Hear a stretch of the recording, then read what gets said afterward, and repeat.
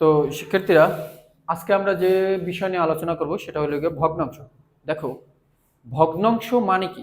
ভগ্নাংশ মানে হচ্ছে ভাঙা অংশ, তাই না? যেটার মধ্যে কোনো কি থাকবে? ভাঙা থাকবে। হতে পারে, ধরো হতে পারে আমি ফর এক্সাম্পল দিলাম, তোমার আম্মু একটা রুটি তৈরি করলো, হ্যাঁ? রুটি তৈরি করার পরে তোমাকে কি করলো, যে তোমরা দুইজনের মধ্যে ভাগ করে নাও। তাহলে তুমি কি করবা বলো? সমান মাঝখান দিয়ে একটা ভাগ করবা, তাই না?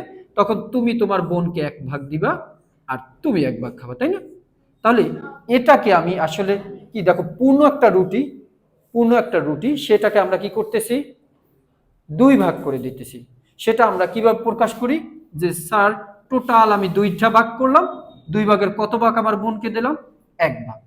আবার আমি তাইলে কত ভাগ নিলাম? স্যার, টোটাল দুই ভাগ, দুই ভাগের এক ভাগ। এই টোটাল আমরা যদি এটারে যদি আবার যোগ করি তাহলে কিন্তু এক আসবে। দেখো, এই দুই দুই আর দুই এর লসক কত বলো তো? দুই। দুই আর দুই এর লসক কত? দুই। মানে মিল আছে। এখন দেখো, আমরা কি করব? সাধারণত আমরা করি এইটা দিয়ে এটা ভাগ করি, ভাগ করার পর এটা দিয়ে গুণ করি। তাহলে দুই এবং দুই দিয়ে ভাগ করলে কত হয়? এক।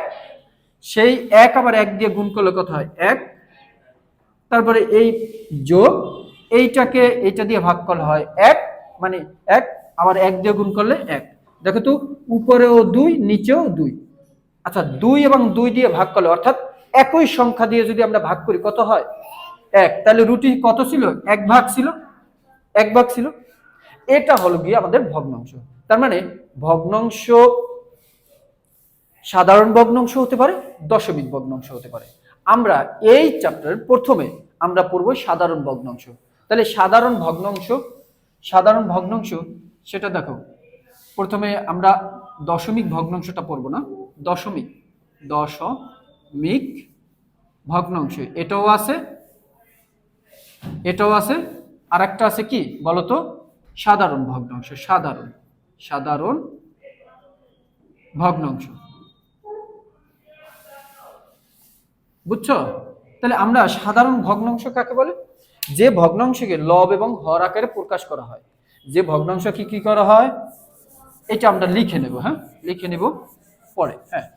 আচ্ছা, যাই হোক, এখন যে ভগ্নাংশকে আমরা যদি সাধারণ ভগ্নাংশ কাকে বলে সেটা যদি ডেফিনেশন দিতে পারি, যে ভগ্নাংশকে যে যে ভগ্নাংশকে লব ও হর আকারে প্রকাশ করা হয় তাকে কি বলা হয়? সাধারণ ভগ্নাংশ বলে। সাধারণ ভগ্নাংশ বলে ঠিক আছে?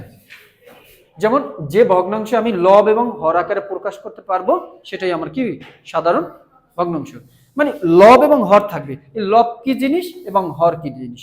যদি আমি কোনো সিম্পল ভাবে কোনো একটা রেখা দিলাম, এই রেখাটার উপরে একটা অংশ থাকবে, একটা পূর্ণ সংখ্যা থাকবে, নিচে একটা পূর্ণ সংখ্যা থাকবে।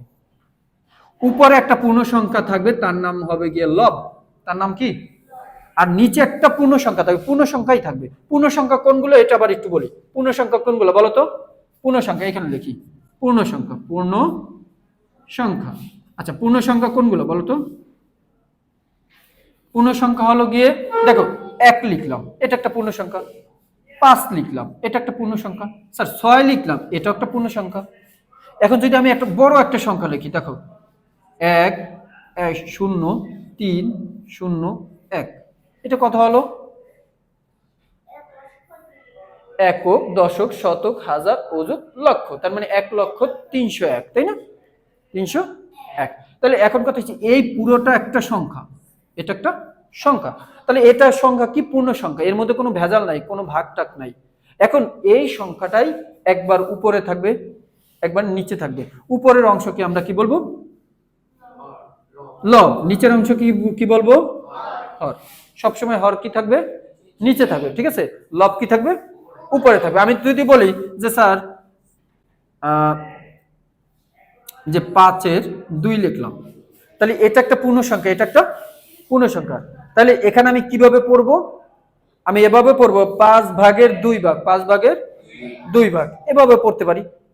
এখন দেখো এইখানে 7 লিখলাম, এখানে 3 লিখলাম, এটা দ্বারা কি বুঝবে? 7/3 ভাগ। এখন খেয়াল করো, এটা একটা পূর্ণ সংখ্যা, এটা একটা পূর্ণ সংখ্যা। আচ্ছা, উপরের অংশটাকে আমরা কি বলবো? কি বলবো? লব বলবো। নিচের অংশটা কি বলবো? তাহলে এটার নাম কি? ওর নাম লব, ওর নাম কি? আর ওর নাম কি? হর। লব এবং হর চিনছি। এখন এই লব এবং হর আকারে আমি যদি প্রকাশ করতে পারি, তাকে আমরা কি বলবো? সাধারণ ভগ্নাংশ। তাহলে সাধারণ ভগ্নাংশ কাকে বলে আব্দুল্লাহ বলো তো? সাধারণ ভগ্নাংশ কাকে বলে? যে ভগ্নাংশকে লব এবং হর আকারে প্রকাশ করা যায় তাকে আমরা কি বলি? সাধারণ। এখন ভগ্নাংশ দুই প্রকার। একটা ভগ্নাংশ কত প্রকার? দুই প্রকার। কি কি বলতো? প্রকৃত, অপ্রকৃত। কিন্তু এই অপরিকৃত থেকে আসছে মিশ্র। খেয়াল করো, তোমরা একটু এলোমেলো করো যে আমাদের এই জিনিসটা যে আমরা যদি বলি ভগ্নাংশ কত প্রকার, আমরা প্রকৃত পক্ষে ভগ্নাংশ, খেয়াল করো, ভগ্নাংশ দুই প্রকার হবে। কি প্রকার? দুই প্রকার। কিভাবে স্যার? 1 নাম্বার আছে গিয়ে প্রকৃত, প্রকৃত প্রকৃত ভগ্নাংশ। হ্যাঁ, এটা আগে চিনতে হবে। আমরা তো আমাদের আমাদের সিলেবাস অনুসারে পড়বো, একটু বেসিক আলোচনা করি। যে আরেকটা আছে কি? অপ্রকৃত, অপ্রকৃত ভগ্নাংশ। আমি ডট ডট দিয়ে দিলাম। এরপর এই অপ্রকৃত ভগ্নাংশ থেকেই আসছে কি? মিশ্র ভগ্নাংশ। মিশ্র ভগ্নাংশ, এখানে আমি ডট ডট দিয়ে দিলাম। হ্যাঁ, যে মিশ্রটা আসছে কোথা থেকে? অপ্রকৃত থেকে। ঠিক আছে, এটা রিজন আছে। খেয়াল করো, প্রকৃত ভগ্নাংশ কাকে বলে? যে ভগ্নাংশের লব ছোট, হর তাকে কি বলা হয়? ফর এক্সাম্পল, আমি যদি এইখানে এটা একটু মুছে ফেলাই, তাই না? এটা এটা একটু মুছে ফেলাই, আসলে বড় বড় করে লেখা হয়, আমার ছোট করে লেখা হচ্ছে। আচ্ছা, যদি আমি এটাও যদি বলি যে যদি প্রকৃত ভগ্নাংশের কথা চিন্তা করি, প্রকৃত প্রকৃত ভগ্নাংশ।